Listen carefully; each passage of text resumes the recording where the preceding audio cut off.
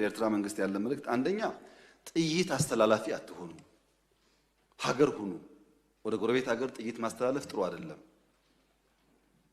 አባይም ጸባይ ገዝቷል፣ የኛም ሽፍቶች ጸባይ ይገዛሉ እና አንድ ቀን ጥይት ሳመላልስ ብሎ ታሪክ ስለሚናገሩ ጥይት ማቀባበል ቢቀርባችሁ።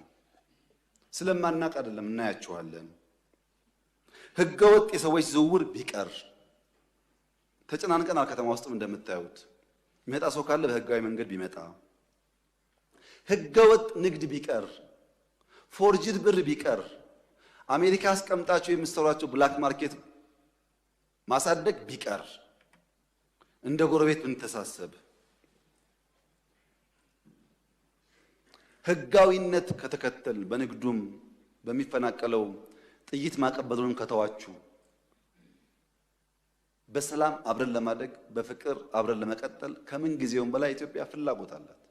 እኔ ልክ እንደባለፈው አሁንም አስመራ መሄድ ፍላጎት አለኝ። ችግር የለብኝም። ምን ከሆነ ትርፍ ካለው ነው። ትርፍ ከሌለው ጊዜ ማባከን ነው። እኔ ባሌ የመላለስበትን ጊዜ ዝም ብዬ በከንቱ አስመራ ልመላለስ አልችልም። ጊዜ የለኝም።